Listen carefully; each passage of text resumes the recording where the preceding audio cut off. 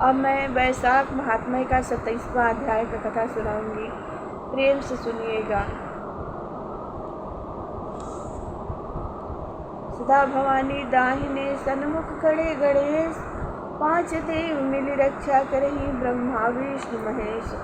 सियावर रामचंद्र की जय, पवन सुत हनुमान की जय हो।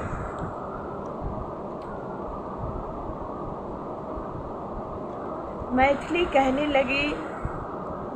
कहने लगे कि वैशाख मास में कौन सी तिथियां अत्यंत पुण्यकारक है, उसमें क्या क्या दान करना चाहिए और किसने इनको प्रख्यात किया।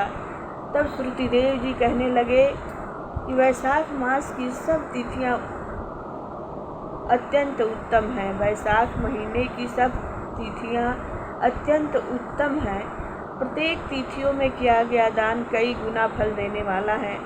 संपूर्ण तीर्थ करने से जो फल प्राप्त होता है, वैसा ही फल एक एक तिथि में स्नान, दान, तप, होम, पूजन आदि से प्राप्त होता है। कथा श्रवण करने से तत्काल मुक्ति मिलती है। रोगी तथा पीड़ित भी इस कथा के श्रवण से कृत्य हो जाते हैं।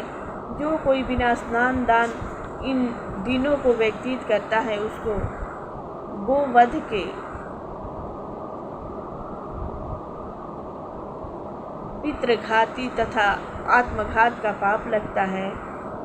जल स्वाधीन है तथा शरीर भी स्वाधीन है, फिर स्नान में संकोच क्यों किया जाए। दरिद्री, धनवान, लंगड़ा, लूल्हा, अंधा, नपुंसक, विधवा, स्त्री, बालक, युवा सभी को वैशाख मास का सेवन करना चाहिए। जो कोई नीच इन सुलभ धर्मों का पालन नहीं करता, उनको नरक का भागी होना पड़ता है। जैसे दही को मथकर मक्खन निकाला जाता है, वैसे ही इस महीने की तिथियों को अलग अलग बताता हूँ। चैत्र के महीने में जब मेष की संक्रांति हो, तब पापों के नाश करने वाली अमावस्या को गया जी करने का फल मिलता है। गया जी जाने का फल मिलता है। मैं अब पितरों का एक पुराना इतिहास कहता हूँ। जब पृथ्वी पर सावर्ण मनवंतर का राज था, 30वें कलियुग के अंत में जब सारे धर्म नष्ट हो गए, उस समय अनर्त देश में धर्मवर्ण का नाम का एक ब्राह्मण हुआ। उसने घोर कलयुग में मनुष्यों को पापों में रत देखा। सब मनुष्य अपने अपने वर्ण धर्मों से हीन हो गए। तब वह ब्राह्मण महात्माओं के सत्रज्ञ देखने के लिए पुष्कर क्षेत्र गया। वहाँ पर ऋषि मुनि शास्त्रों अनुकूल पुण्य कथाओं का वर्णन कर रहे थे। कोई कलयुग की प्रशंसा भी कर रहे थे कि सतयुग में भगवान 1 वर्ष की तपस्या से प्रसन्न होते थे, तो त्रेता में 1 मास और द्वापर में 1 पक्ष में, परंतु कलयुग में उससे 10 गुना फल प्रभु का स्मरण से हो जाते हैं। कलयुग में थोड़ा सा पुण्य कर्म भी बहुत अधिक फल देता है। जो दया, पुण्य, दान, धर्म आदि कुछ भी नहीं कर सकते, उनके लिए केवल हरि नाम उच्चारण ही उत्तम है। जो अकाल में दान करते हैं, वे वैकुंठ को जाते हैं।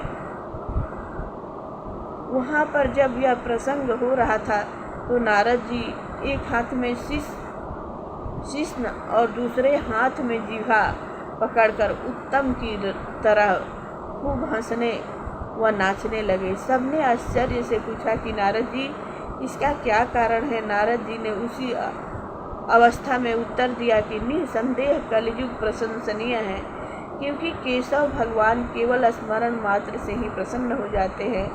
तब भी मैं तुमसे कहता हूँ कि शिशन, इंद्रिय और जिह्वा को वश में करना अति कठिन है। जिसने इन दोनों को वश में कर लिया, वह साक्षात जनार्दन के तुल्य है। अतः इस कलयुग के आगमन पर तुम्हारा यहाँ ठहरना ठीक नहीं। सो पाखंड मय भूमि को त्याग कर अन्यत्र कहीं जाकर विचरना चाहिए। वे सब मुनि ऐसे वचन सुन यज्ञ समाप्त कर अन्यत्र पर्वतों पर चले गए।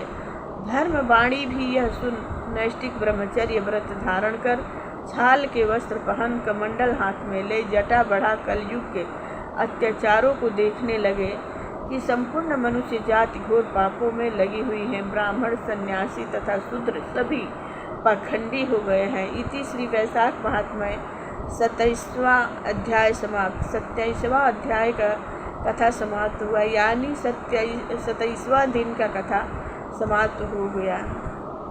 प्रेम से बोलिए मंगलमय भगवान की जय हो। कथा विसर्जन होता है। सुनो सकल सदेव, जो जन जहाँ से आए हैं तह तह करम निवास। सियावर रामचंद्र की जय।